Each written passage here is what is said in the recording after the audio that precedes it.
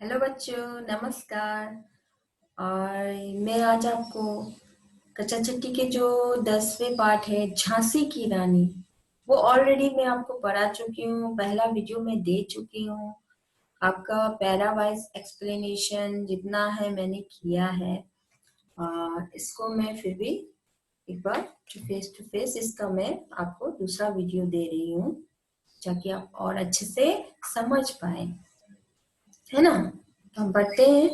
सिंहासन हिल उठे, राजवंशों ने भ्रिकुटी तानी थी। बूढ़े भारत में फिर आई, फिर से नई जवानी थी।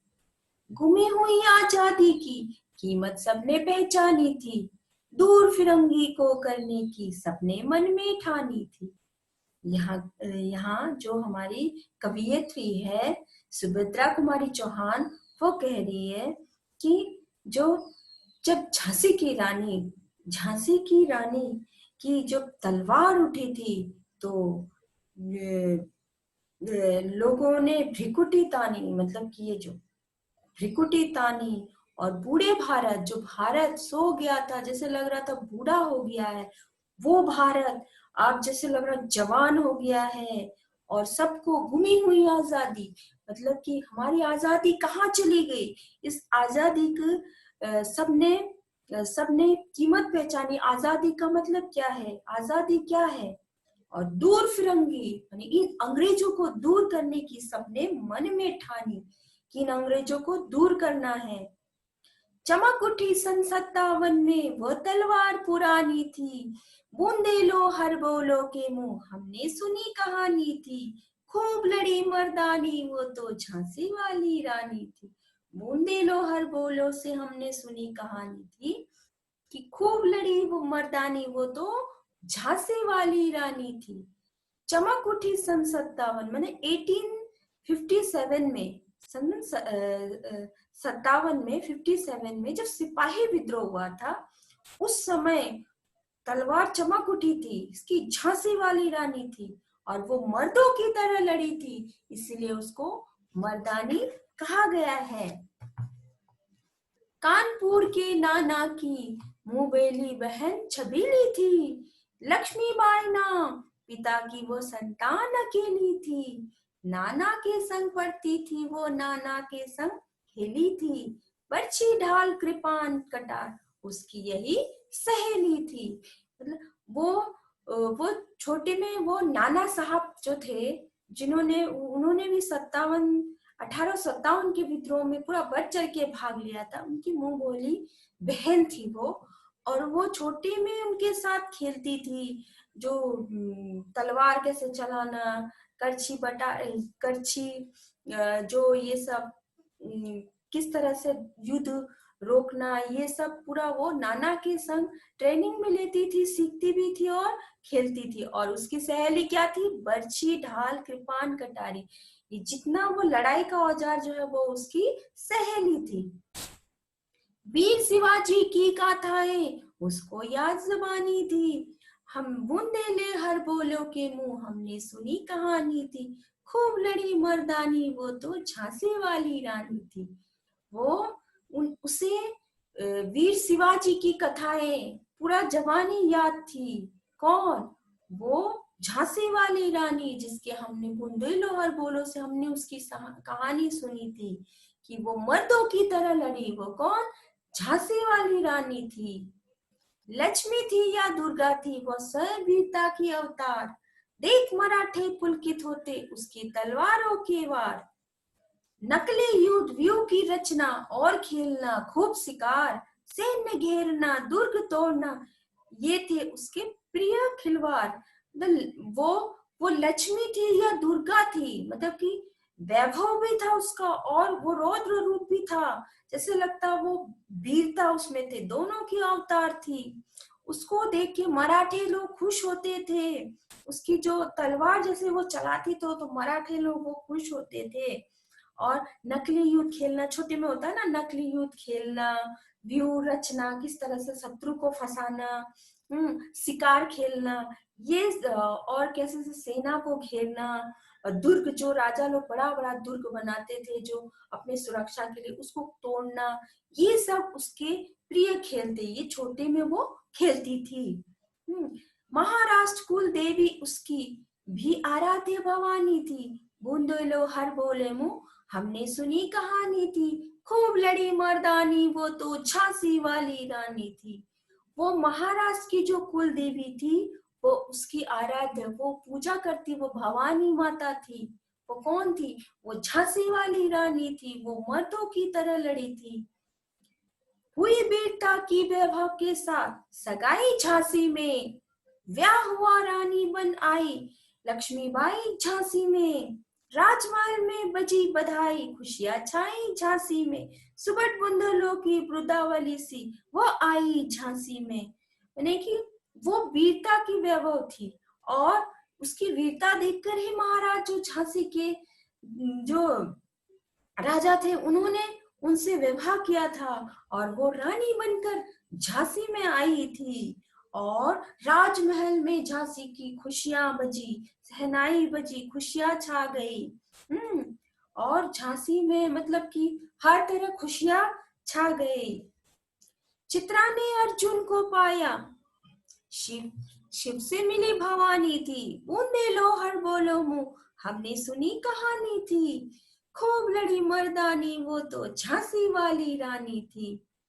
जिस तरह से चित्रा ने अर्जुन को पाया था, शिव से भवानी माँ मिली थी, है ना। उसी तरह बुंदोलो हर बोलो से हमने सुना कि झांसी के राजा को झांसी की रानी मिली थी। वो तो मर्दों की तरह लड़ी थी। वो कौन थी? झांसी वाली रानी थी। उदित हुआ सौभाग्य मुदित महलों में उजियाई छाई, किंतु काल गति चुपके चुपके काली घटा घेर आई लाई।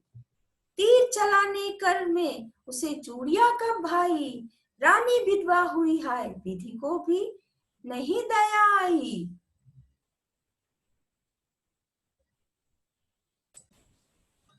तो इस तरह से क्या हुआ, महलों में रानी आई, सौभाग्य महलों का जग किया। चारों तरफ उजियाले छा गए। किंतु काल गति, किंतु जो बुरा समय, जो काल है, वो चुपके चुपके काली घटा बन के आई। और जो ये तीर चलाने वाली रानी को, कहा उसको ये चूड़िया, सुहागन वाली चूड़िया भाई, हाय रानी विधवा हुई, विधि को भी दया नहीं आई। इतनी छोटी उम्र में रानी की शादी हो गई थी, लेकिन रानी विधवा हो गई, राजा की मृत्यु हो गई। निसंतान मरे राजा जी, रानी शोक समानी थी। बूंदे लो हर बोलो के मुंह हमने सुनी कहानी थी। खूब लड़ी मर्दानी वो तो झांसी वाली रानी थी। राजा राजा की मृत्यु हुई बिना संतान के, संतान राजा का नहीं था, और रानी पूरा शोक में डूब गई थी। बूंदे लो हर बोलो हमने सुनी कहानी, खूब लड़ी मर्दानी वो तो झांसी वाली रानी थी। मर्दों की तरह लड़ी, कौन? झांसी वाली रानी। बुझा दीप झांसी का तब डलहौजी मन में हर्षाया। राज हड़प करने का उसने यह अच्छा अवसर पाया। फौरन फौजी भेज दुर्ग पर अपना झंडा फहराया। लावारिस का वारिस बनकर ब्रिटिश राज झांसी आया।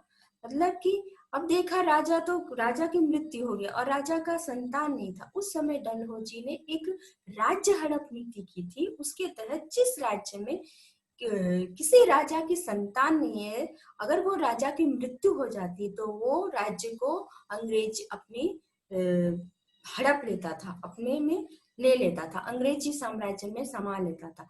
तो ये कितना, मैंने अंग्रेजों ने कितना अत्याचार किया था भारतीयों पे, भारतीय राजाओं पे, माने इतना कुछ वो अपना मन मानी करते थे। तो इस तरह झांसी में भी राजा की मृत्यु हो गई, रानी की कोई संतान नहीं थी, राजा निसंतान मरे। तो यहाँ डलहौजी जो था वहाँ का गवर्नर जनरल, उसके लिए तो ये अच्छा हो गया, और उसको ये राज्य हड़पने का अच्छा अवसर मिला, और वो पहुंचा और उसने अंग्रेजों का झंडा फहरा दिया, क्योंकि इसमें कोई ये लावारिस, इसमें इसका कोई वारिस नहीं है। अश्वपूर्ण रानी ने देखा झांसी हुई वीरानी थी, बुंदेलो हर बोले मुंह हमने सुनी कहानी थी, खूब लड़ी मर्दानी वो तो झांसी वाली रानी थी। और रानी यहाँ समझ नहीं पाए, उसके आंखों से आंसू बह रहे, वो रो रही, वो विधवा हो गई। राजा मतलब समझ ही नहीं पाए, अभी वो विवाह होके आई, अभी राजा की मृत्यु हो गई और झांसी पे ऐसा शोक का मातम छा गया। और यहाँ अंग्रेजों ने राज्य हड़प के तहत अपना झंडा फहरा दिया। खूब लड़ी मर्दानी वो तो मर्दों की तरह लड़ी, कौन? झांसी वाली रानी लक्ष्मीबाई। अनुनय विनय नहीं सुनता, विकट फिरंगी की माया, व्यापारीपन दया चाहता था, जब वो भारत आया।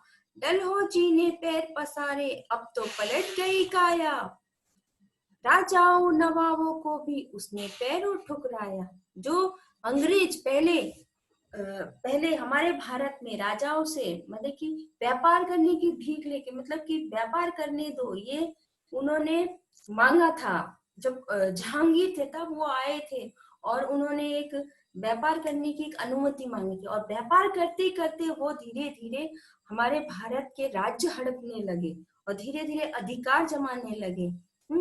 और वो और धीरे धीरे ये डलहौजी की जो नीति धीरे धीरे क्या पूरा भारत में पैर अपना पसार रही थी, अंग्रेजी साम्राज्य।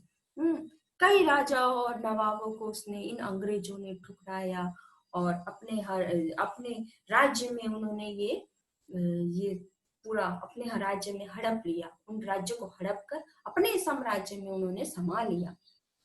रानी दासी बनी यह दासी अब महारानी थी। बुंदेलो हर बोलो के मुंह हमने सुनी कहानी थी, खूब लड़ी मर्दानी वो तो झांसी वाली रानी थी। जो रानी आज वो महारानी है, पर होके उसका क्या हुआ? यहाँ अंग्रेजों ने अपना पैर पसार लिया, अपना उन्होंने क्या किया? हड़प लिया, अपना साम्राज्य में मिला लिया, अपना हुकूमत चलाने लगी।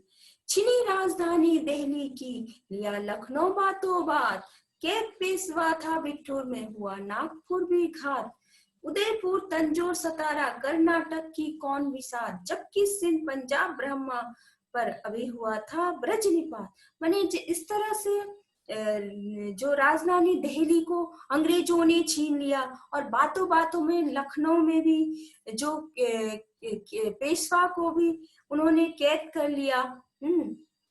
नागपुर को भी वो घात लगा के बैठे थे। उदयपुर तंजौर सतारा कर्नाटक ये लोग की क्या विसात, इसको भी अंग्रेजों ने हड़प लिया। जबकि सिंध और पंजाब ब्रह्मा में अभी ब्रजपात अभी शुरुआत हुई थी, वहां अंग्रेज पूरा कोशिश कर रहे थे। बंगाली मद्रासी आदि की भी तो यही कहानी थी, बूंदेलो हर बोलो मुंह हमने सुनी कहानी थी, खूब लड़ी मर्दानी वो तो झांसी वाली रानी थी।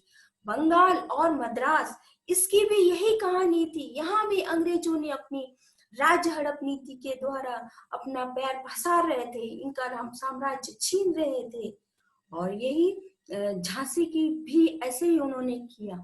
तो झांसी वाली रानी थी जो मर्दों की तरह लड़ी मर्दानी, रानी हुई रानी वासों में, बेगम गम से थी बेजार, उनके गहने कपड़े बिकते कलकत्ता के बाजार, सरेआम नीलाम छापते अंग्रेजों के अखबार, नागपुर के जो जेवर ले लो, लखनऊ के लो 9 लाख हार।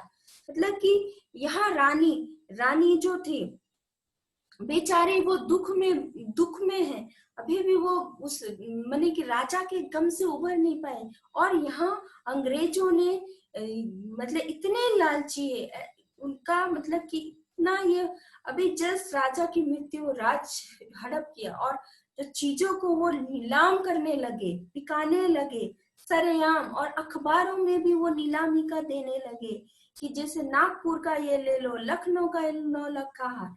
इतने लालची अंग्रेज ऐसा हो रहे थे। और यहाँ रानी दुख में वो गम में थी।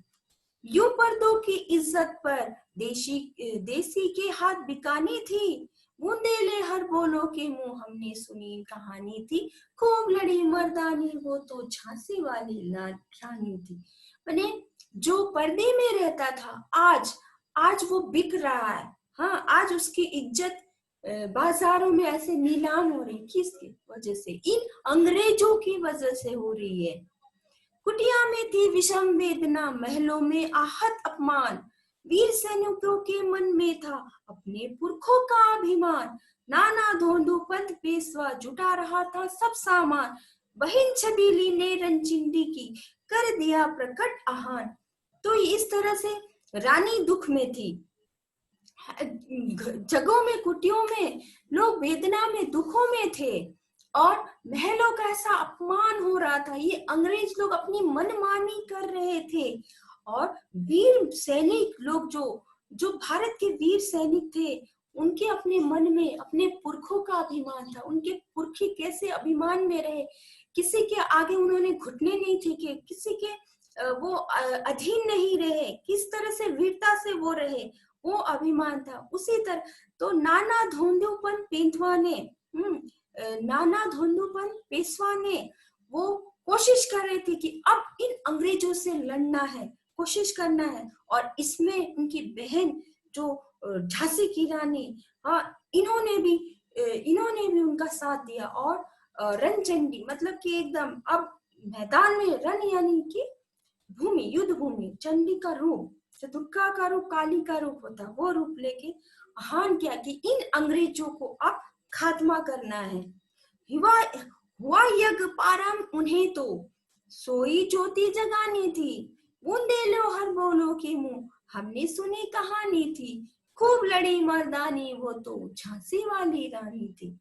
तो इस तरह से क्या हुआ कि ये इन्होंने प्रण किया, एक यज्ञ मतलब कि इन्होंने प्रण किया, अब यह आरंभ किया, अब ये अंग्रेजों के विरुद्ध ये लड़ेंगे और अपना जो मसाल छेड़ दिए कि इन अंग्रेजों के इनके साथ लड़के इनको बाहर निकालेंगे, इनका सामना करेंगे और इनको यहाँ से खदेड़ेंगे, इनकी अब चलने नहीं देंगे।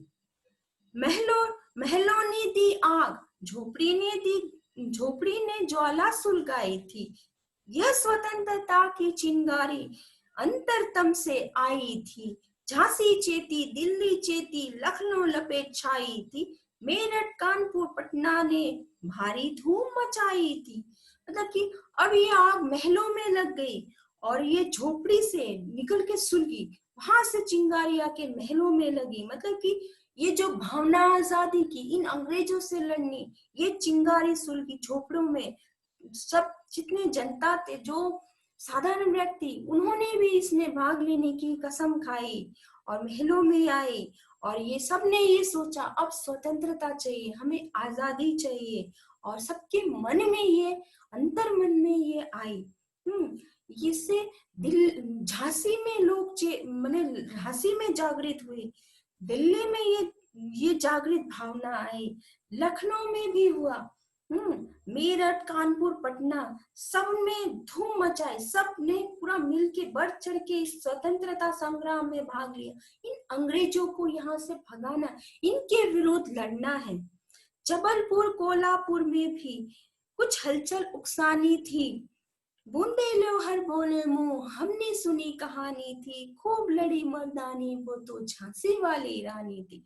जबलपुर और कोल्हापुर में भी मैंने इस तरह का हलचल जगाना था। इन्होंने अपना मुहिम चलाया कि हर जगह से लोगों को एकत्र करना है, लोगों में ये भावना जगानी है और इन अंग्रेजों के विरोध में ये जो स्वतंत्रता की आग जली इसको और फैलाना और इन अंग्रेजों को इस देश से खदेड़ कर निकालना है।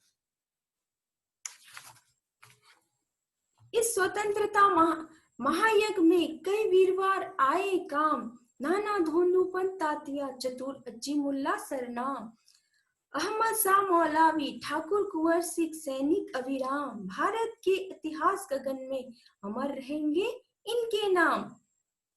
मैंने इस स्वतंत्रता संग्राम में कई वीरवर, बहुत सारे वीरों के नाम आए।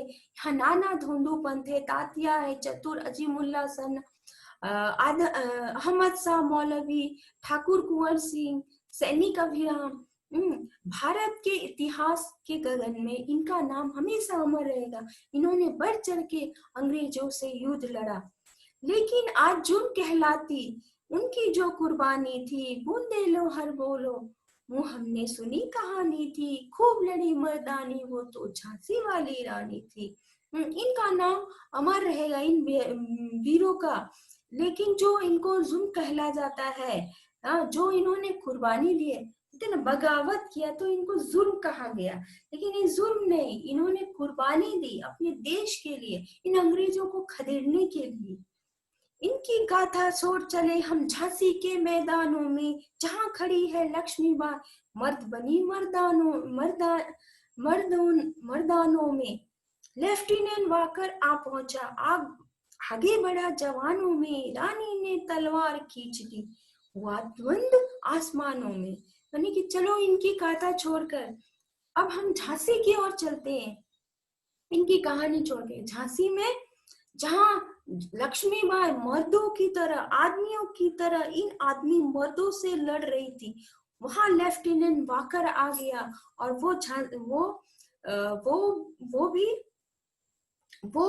वो दूसरे जवानों के साथ लड़ा, और मतलब कि दूसरे जवानों के साथ रानी से लड़ा, और रानी ने भी अपनी तलवार खींच ली, और द्वंद पूरा घमासान युद्ध हुआ, जैसे लग रहा है उसकी आवाज आसमानों तक गूंज रही है। जख्मी होकर वाकर भागा, उसे अजब हैरानी थी, बूंदे ले हर बोलो मुंह, हमने सुनी कहानी थी, खूब लड़ी मर्दानी, वो तो झांसी वाली रानी थी। और इतना वीरता से महारानी लक्ष्मीबाई लड़ी कि वाकर वो भी डर कर भाग गया, वो भी जख्मी हुआ और वो भाग गया, जख्मी हो गया, उसे भी चोट लगी, और वो उल्टे पांव वो भाग गया। और झांसी की रानी पूरा मर्दों की तरह एकदम मर्दों से लड़ी। रानी बड़ी काल्पी आई, कर 100 मील निरंतर पार, घोड़ा थक कर गिरा भूमि पर, गया स्वर्ग तत्काल सिधार। यमुना तट पर अंग्रेजों ने फिर खाई रानी से हार, विजय रानी आगे चल दी, किया ग्वालियर पर अधिकार।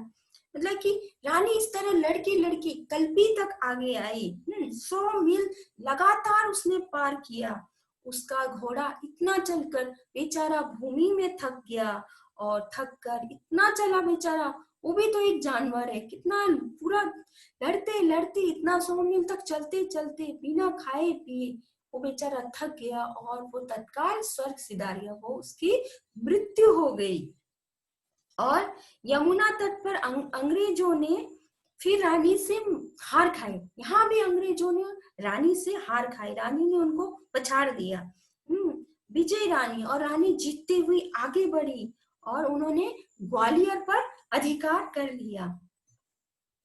अंग्रेजों के मित्र सिंधिया ने छोड़ी राजधानी थी, बूंदे लो हर बोलो मुंह, हमने सुनी कहानी थी, खूब लड़ी मर्दानी, वो तो झांसी वाली रानी थी। जो अंग्रेजों का मित्र सिंधिया था, उसने वो राजधानी को छोड़ दिया जब झांसी की रानी आगे बढ़ के आ रही थी।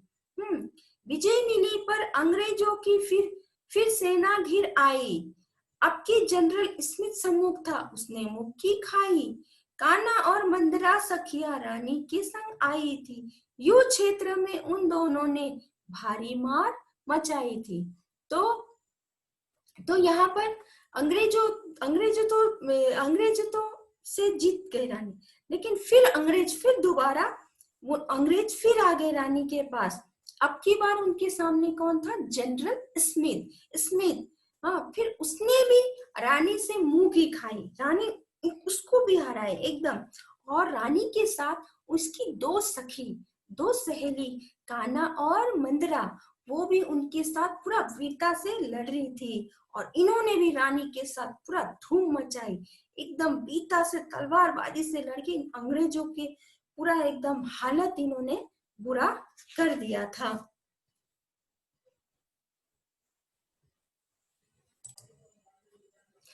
पर पीछे हीरोज आया, हाय घिरी अब रानी थी, बूंदे लो हर बोलो, हमने सुनी कहानी थी, खूब लड़ी मर्दानी, वो तो झांसी वाली रानी। अब यहाँ अंग्रेजों को तो पछाड़ दिया था, लेकिन पीछे से रानी के ह्यूरोज आ गया, पीछे से आ गया। हाँ, अब तो रानी इधर से भी रानी घिर गई, क्या करेगी बेचारी। पीछे से जनरल ह्यूरोज उनके पीछे आ गया और उनको घेर लिया। तो भी रानी मार काट कर चलती बनी सैन्य के पार, फिर भी रानी हार नहीं मानी। वो तलवार चलाते हुए आगे बढ़कर भागे, मतलब कि दुश्मनों को मारते हुए, लड़ते हुए, काटते हुए आगे बढ़ते जा रहे। वो हार नहीं मानी, भले उसके पीछे से दुश्मनों ने घेर लिया, किंतु सामने नाला आया, ये संकट विषम अपार। घोड़ा अड़ा, नया घोड़ा था, इतने में आ गए सवार। रानी एक शत्रु बहुतरे, होने लगे वार पर वार। अब बेचारी रानी का पुराना घोड़ा नहीं था, पुराना घोड़ा तो बहुत मतलब तेज था और ट्रेनिंग लिया हुआ था, और रानी को अच्छे से रानी उसको अच्छे से कर सकती थी। हाँ, और ये नया घोड़ा था, उसका नानी का घोड़ा तो मृत्यु को प्राप्त हो चुका था, तो अब उसको घेर लिया था। और बेचारा जब रानी फिर भी आगे बढ़ रही थी, तो आगे एक बड़ा नाला आ गया। अब रानी का विषम संकट आ गया, और नाला ये घोड़ा नहीं पार कर पा रहा था। और इतने में क्या हो गया कि दूसरे लोग उसको मतलब घेरने लगे। रानी एक थी और उसके शत्रु बहुत सारे, तो सब लोग मिलके रानी को तलवार पे तलवार, बेचारी अगर वो नाला पार कर लेती तो शायद बच जाती, लेकिन नहीं कर पाया, उसका घोड़ा वहीं रुक गया। और चारों ओर से अंग्रेजों ने उसको घेर के यहाँ से वहां से पूरा तलवार पे घात लगाए जा रहे। घायल होकर गिरी सिंह, वो मरी, मतलब कि वो लड़ती रही अंतिम तक, उसको लग रहा है, फिर भी वो उसने सरेंडर नहीं किया, वो हार नहीं मानी। वो सिंहनी, एक शेर सिंहनी कैसे लड़ती है, उसको जितना भी करो वो मुंह करके दहाड़ते हुए लड़ती, वो उस तरह सिंहनी की तरह लड़ी। उसे वीर गति पानी थी, बूंदे लो हर बोलो मुंह, हमने सुनी कहानी थी, खूब लड़ी मर्दानी, वो तो झांसी वाली रानी थी। वो सिंह की तरह लड़ी, वीर गति को आखिर उसको पानी ही थी। इतने सारे शत्रु ने उसको घेर रखा, इतने सारे बहुत लोग, और वो बेचारी अकेली, वो इधर से तलवार चला रही, इधर से बचती तो इधर से, चारों ओर से उसको घात लगते। आखिर वो वीर गति को प्राप्त हो गई, और वो मर्दों की तरह लड़ी, मर्द बन के लड़ी, इसीलिए उसे मर्दानी कहा जाता है। रानी गई सिधार, चिता अब उसकी दिव्य सवारी थी, मिला तेज से तेज, तेज यह सच्ची अधिकारी थी। अभी उम्र कुल 23 की थी, अनुज मनुज नहीं अवतारी थी, हमको जीवित करने आई, बन स्वतंत्रता नारी थी। रानी आखिर स्वर्ग सिधार गई। और उसकी जो चिता, उसकी जो आत्मा निकली, उसको दिव्य सवारी, मतलब उसको जैसे ईश्वर लेने आए हैं। हाँ, जैसे लगता तेज से तेज मिला, ईश्वर से वो मिल गई, वो सच्ची इसकी अधिकारी थी, क्योंकि उसने जीवन में अपने लिए नहीं सोचा, अपने देश के लिए, अपनी मातृभूमि के लिए सोचा, और उसको बचाते हुए वो वीर गति को प्राप्त हुई। अब उसकी केवल उम्र 23 थी, 23 साल की उम्र में वो इतनी वीर गति से वो लड़ी, और वीरता भी लड़ी, और वीर गति को प्राप्त हुई। वो मनुज नहीं, वो इंसान नहीं, जैसे लगता ईश्वर का अवतार थी, और वो हमें ये पाठ देने आई थी कि वो स्वतंत्रता की नारी, मतलब कि स्वतंत्रता से जीना है, और स्वतंत्रता के लिए ही लड़ना, ये हमें पाठ पढ़ा के वो हमें गई, दिखा गई पथ, सिखा गई हमको जो सीख सिखानी थी, बूंदे लो हर बोलो हमने सुनी कहानी थी, खूब लड़ी मर्दानी, वो तो झांसी वाली रानी थी। उसने हमें रास्ता दिखा दिया कि, और हमें सीख सिखा दिया कि हमें स्वतंत्रता के लिए आखिरी दम तक लड़ना है, कभी अपने घुटने नहीं टेकने, कभी गुलामी को स्वीकार नहीं करना है। वो तो झांसी वाली रानी थी, वो मर्दों की तरह लड़ी, मर्दानी बनकर। जाओ रानी, याद रखेंगे हम कृतज्ञ भारतवासी, यह तेरा बलिदान जगाएगा स्वतंत्रता अविनाशी। होए चुप इतिहास, लगे सच्चाई को चाहे फांसी, हो मदमाती विजय, मिटा दे गोलों से चाहे झांसी। यहाँ कवियत्री कह रही है कि जाओ रानी, तुम तो जा रही हो, लेकिन हम भारतवासी आपकी सदा कृतज्ञ रहेंगे, आपके हम हमेशा धन्यवाद देते हैं कि आपका जो ये बलिदान है कभी बेकार नहीं जाएगा, और ये स्वतंत्रता की जो लड़ाई आपने लड़ी है वो कभी खत्म नहीं होगा। आज स्वतंत्रता का कितना साल हो गया, पर हम उनको हमेशा याद करते हैं, झांसी की रानी को। जब भी स्वतंत्रता का आता है तो वो उनकी स्वतंत्रता खाली नहीं, उन्होंने कई लोगों को राह दिखाया कि वो एक औरत होके मर्दों की तरह लड़ी, मर्दानी बनकर, तो एक पुरुष या कोई भी क्यों नहीं कर सकता। तो उन्होंने एक स्वतंत्रता की आग जला के जो गई आज तक जिंदा है। और हमारा इतिहास यहाँ कभी यत्री कहती, अगर इतिहास चुप भी हो जाए, ये सच्चाई नहीं छुप सकती जो तुमने जो बलिदान दिया था। ये तो तुमको भले विजय नहीं मिली हो, भले झांसी में अंग्रेजों ने अधिपत्य कर लिया, लेकिन तुम्हारी बलिदान बेकार नहीं जाएगी, हमेशा तुम्हारा झांसी में नाम रहेगा। और आज भी झांसी में झांसी वाली रानी लक्ष्मीबाई हर कोई जानता है। तेरा स्मारक तू ही होगी, तू खुद अमिट निशानी थी, बूंदे लो हर बोलो मुंह, हमने सुनी कहानी थी, खूब लड़ी मर्दानी, वो तो झांसी वाली रानी थी। तो यहाँ कवि कि तेरा स्मारक तू हुई होगी, है ना, झांसी की रानी का।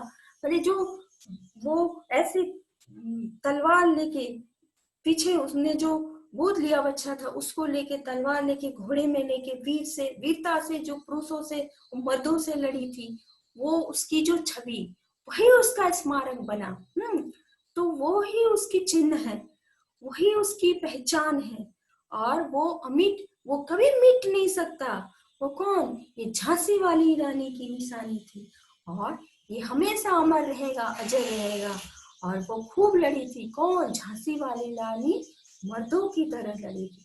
तो इससे हमने बहुत कुछ सीखा कि एक औरत होकर इतनी 23 की उम्र में, जब उसका पति भी चला गया, अंग्रेजों ने राज्य को घेर लिया, फिर भी वो बड़ी वीरता से, और अंग्रेजों के आगे घुटने उसने नहीं टेके, तलवार थाम ली और वीरता से लड़ी। और उन्होंने जनरल स्मिथ को भी हराया, वाकर को भी वो किया। खाली यूरोज ने उसे पीछे से आक्रमण करके उसको घेर लिया, अकेली थी, ताकत थी, लेकिन वो मरते मर गए, उसने अंग्रेजों के आगे घुटने नहीं टेके। तो हमें वो स्वतंत्रता का पाठ पढ़ा कर गई। तो आपको बोलिएगा ऐसे कैसे लगा, और उसके बाद में अगला जो चैप्टर होगा उसका भी मैं देकर, जो पैरावाइज देने के बाद अगला ऐसे सारांश का एक्सप्लेनेशन दूंगी। धन्यवाद।